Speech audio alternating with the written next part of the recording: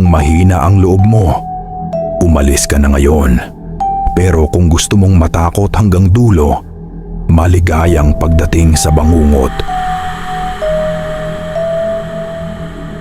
Ang glitch sa iPhone ni Marco gabi na noon nang mapansin ni Marco na may kakaiba sa iPhone niya. Alas 11 na, patay ang ilaw sa kwarto at tanging liwanag lang ay ang screen ng phone niya. Katabi niya sa kama ang kaibigan niyang si Jessa. Habang naglalaro naman sa sahig ang kapatid niyang si Paolo. "Uy Marco, bakit parang naglalag phone mo?" tanong ni Jessa. Napakunot ang noo ni Marco.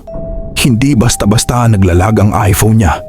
Bago pa, original at hindi pa nahuhulog kahit kailan. Pero sa screen, may biglang lumitaw na notification. Unknown contact. "Marco, wag mo munang i-lock." Nanlamig ang kamay ni Marco. "Jessa, hindi ako nagsisave ng ganitong contact," sabi niya. Mahina ang boses. Biglang umilaw ang screen kahit hindi niya hinawakan. Bumukas ang Photos app. May bagong album na lumitaw, ang pangalan, Mamayang Gabi. Pagbukas ni Marco, may 3 larawan. Unang larawan, si Marco, kuha mula sa likod, nakaupo sa kama. Ikalawang larawan, si Jessa, nakatingin sa phone ni Marco. Ikatlong larawan, si Paolo, nakayuko sa sahig. "Kuya, bakit may picture ako dyan?" Nanginginig na tanong ni Paolo. Hindi pa tapos. Biglang nag-glitch ang screen. Parang may basag-basag na linya. May video na kusang nag-play. Sa video, kita ang loob ng kwarto nila. Pero mas madilim. May boses na pabulong. "Marco, Jessa, Paolo!" Napatalon si Jessa. "Boses yan ng mama niyo ah." Pero imposible. Patay na ang mama nila, 2 taon na ang nakalipas. Biglang nag-ring ang iPhone. Incoming FaceTime call, caller ID. Mama, napaiyak si Paolo. "Kuya, wag mo sagutin." Pero kusang sinagot ng phone. Sa screen, hindi mukha ng mama nila ang lumitaw, kundi ang salamin ng kwarto. Unti-unting may aninong lumalapit mula sa likod ni Marco. "Marco," sabi ng boses mula sa speaker. "Lumilingon ka na." Dahan-dahang lumingon si Marco. Walang tao. Pagharap niya ulit sa iPhone, nagbago ang camera view. Kita na ngayon ang 3, si Marco, si Jessa at si Paolo. Pero may ika-4 na anino sa likod nila. Nag-pop up ang huling message, unknown contact. Isa lang ang pwedeng i-off ang phone. Sino ang iiwan? Biglang namatay ang ilaw sa buong bahay. At sa dilim, ang iPhone lang ni Marco ang patuloy na umiilaw habang unti-unting nadadagdagan ang mga pangalan sa album na Mamayang Gabi. Kahit patay ang phone, may tumatawag pa rin.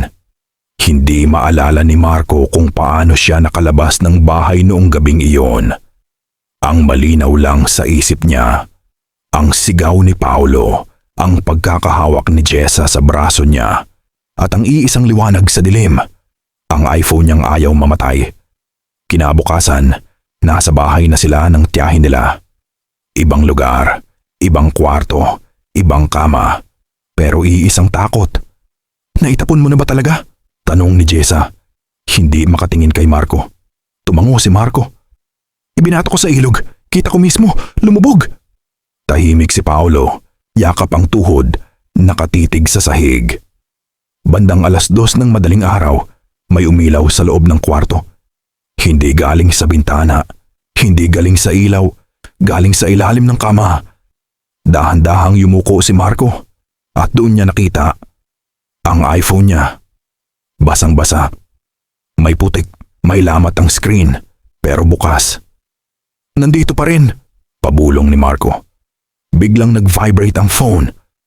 Notification, screen recording saved. Hindi maalala ni Marco na nag-record siya. Pinindot niya ang video. Sa screen, kitang-kita ang gabing itinapon niya ang phone. Pero mula sa perspektibo ng iPhone, kita si Marco nanginginig ang kamay, umiiyak. Kita si Jessa, paulit-ulit na sinasabing, "Bilisan mo!" Kita si Paolo, pero may mali. Sa video, Si Paulo ay nakatingin diretso sa camera, nakangiti. Kuya, biglang sabi ni Paulo sa likod niya. Bakit parang hindi ako yan? Nag-freeze ang video. Lumabas ang text sa screen. Unknown contact. Paulo, nandito ka na. Biglang nagsara ang pinto ng kwarto. Walang hangin, walang tunog. Nawala si Paulo. Paulo! Sigaw ni Marco. Biglang nagbukas ang Photos app. May bagong album. Mamayang gabi. Binuksan ni Marco. Nadagdagan na ang laman. Mga larawan ng ilog, mga larawan ng basurahan, mga larawan ng bahay ng tiyahin nila. At huling larawan, si Paulo nakaupo sa madilim na kwarto, hawak ang iPhone, may aninong nakapatong ang kamay sa balikat niya. Umilaw ang screen. Incoming FaceTime call, caller ID. Paulo. Kuya, mahina ang boses mula sa speaker. Nandito pa rin ako. May kasama lang. Biglang nagpapa ang huling mensahe. Unknown contact. Isa na lang ang kulang sa album. Unti-unting umangat ang camera ng iPhone. Nakatuon na ngayon kay Marco at Jessa. At sa screen, may countdown na walang numero. Puro glitch, puro pangalan.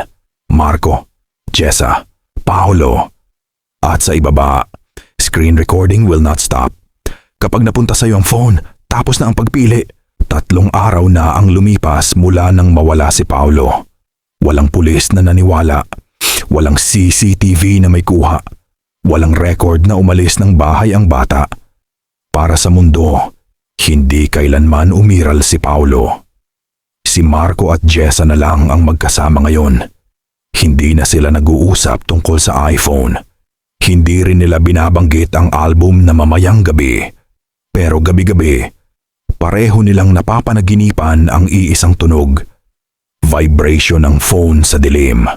Hanggang isang umaga, may nag-message kay Marco. Hindi galing sa unknown contact, galing sa ibang pangalan. Leo, kaibigan nila nung college. Tech-savvy. Mahilig mag-restore ng sirang phone. Pre, may napulot akong iPhone sa terminal. Weird. Locked pero gumagana. Parang may nanonood. Nanlamig si Marco. Tinawagan niya agad si Leo. Hindi sumagot. Makaraan ang 1 oras, may dumating na voice message. Boses ni Leo, nanginginig. Marco, bakit alam ng phone pangalan ko? Bakit may album na may pangalan ng nanay ko? Pre, may bata dito sa video. Si Paulo ba to? Napaupo si Marco. Hindi na niya sinabi kay Jessa. Ayaw na niyang madamay pa ang iba. Biglang nag-pop up sa phone ni Marco kahit wala na sa kanya ang iPhone. Notification, new screen recording available, binuksan niya. Sa video, kita si Leo, mag-isa sa apartment, nakahawak sa iPhone. Sa likod niya, may aninong hindi sumusunod sa galaw niya. Hindi ako pipili, sigaw ni Leo sa video. Wala akong iiwan, nag-glitch ang screen.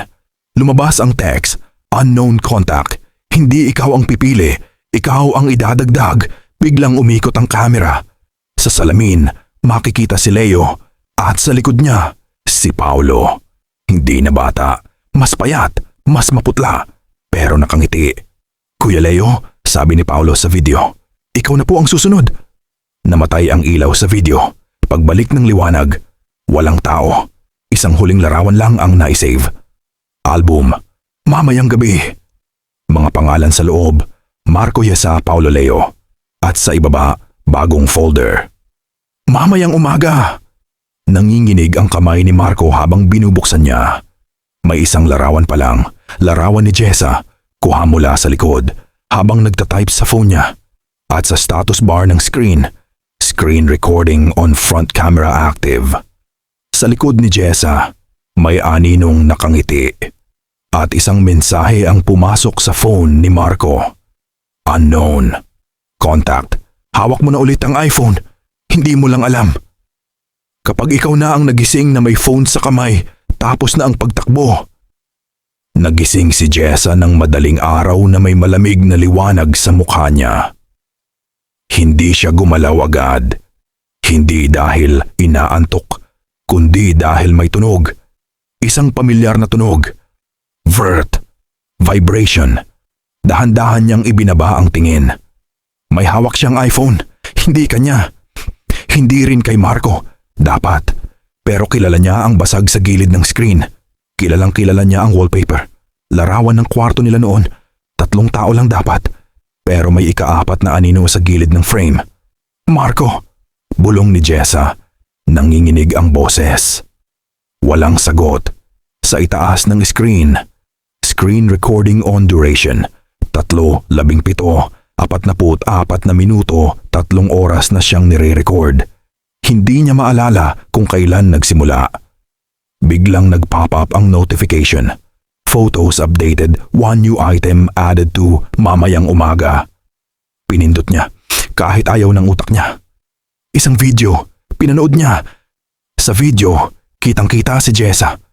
Natutulog sa parehong kama, hawak ang iPhone. Pero sa likod niya, may nakaupo. Si Paolo. Hindi na mukhang bata, hindi na rin mukhang patay. Ate Jessa, sabi ng Paolo sa video.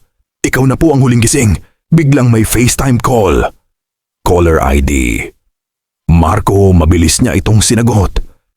Marco, nasaan ka? Iyak ni Jessa. Pero ang lumitaw sa screen ay kisame. Mabagal na bumaba ang camera hanggang makita niya si Marco. Nakatayo sa dilim. Hindi kumukurap. May aninong nakadikit sa likod niya, parang balat. Jess! Sabi ni Marco. Pero hindi gumagalaw ang bibig niya. Huwag mo nang ibaba ang phone. Bakit? Hikbi ni Jessa. Nag-glitch ang video. At pumasok ang boses na sabay-sabay. Boses ni Mama, ni Paolo, ni Leo. Kasi ikaw na ang camera. Biglang bumukas ang front camera. Kita ni Jessa ang sarili niya. Maputla, pawisan, nanginginig. Pero may mali. Sa likod niya, sa mismong kwarto. May mga anino na wala sa refleksyon. 1, 2, 3, at isa pang aninong nakahawak sa balikat niya. Pumasok ang huling mensahe. Unknown contact. Tap to end recording. Naka-highlight ang button. Pero sa ilalim, maliit na text. Ending the recording will save you. Continuing will complete the album. Tumulo ang luha ni Jessa. Marco, kung andyan ka pa. Bulong niya. Sa speaker, mahina ang sagot. Tapusin mo na, Jess. Kailangan ng phone ng bagong may-ari. Nanginginig ang daliri niya habang papalapit sa screen. Biglang nagdim ang ilaw ng kwarto. At sa katahimikan, iisa lang ang malinaw. May ibang humihinga kasama niya. Kung nababasa mo to, gumagana pa ang recording. Walang nakakaalam kung ano ang pinili ni Jessa. Kinabukasan, natagpuan ang kwarto. Maayos ang kama, bukas ang bintana, patay ang ilaw. Walang bangkay, walang dugo, walang Jessa. Sa lamesa, may iisang bagay lang. Isang iPhone. Basag ang gilid, may putik sa ilalim, at naka-on. Sinubukan ng pulis buksan. Hindi nila alam ang passcode. Pero kusa itong nag-unlock. Face ID successful. Hindi naman nakarehistro ang mukha ng pulis. Bumukas ang Photos app. Album. Mamayang gabi. Laman. Marco. Jessa. Paolo. Leo. Album. Mamayang umaga. Laman. Wala pa. Biglang nag-vibrate ang phone. Screen recording on, front camera active. Isang mensahe ang lumitaw. Unknown contact. Salamat sa paghawak. Lumipat ang camera. Hindi sa kwarto, hindi sa pulis, kundi sa mukha ng taong tumitingin sa screen ngayon. Ikaw, kung saan mo man ito nababasa. Sa YouTube description, sa narration, sa phone mo sa dilim. Gumagana pa ang recording. Isang huling video ang nag-autoplay. Sa video, makikita si Jessa. Hindi na umiiyak, hindi na nanginginig. Nakangiti siya. Akala ko kapag tinapos ko ang recording ligtas na ako, sabi niya.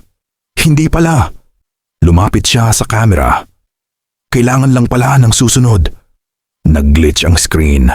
Lumabas ang huling album. Album created. Mamayang mamaya. May isang laman na agad. Larawan mo. Kuhang-kuha ngayon lang. Sa ibaba ng screen, maliit na text. Do not lock your phone. Do not look away. at isang pamilyar na tunog ang maririnig. Vert, vibration. Hindi mo maalala kung kailan mo hinawakan ang iPhone. Pero nasa kamay mo na ito at sa dilim sa likod mo, may humihinga. Screen recording will not stop. At kung iniisip mong tapos na ang kwento, baka ikaw na ang susunod. Kaya mag-comment o isend sa aking Gmail ang iyong kwento. Paalam.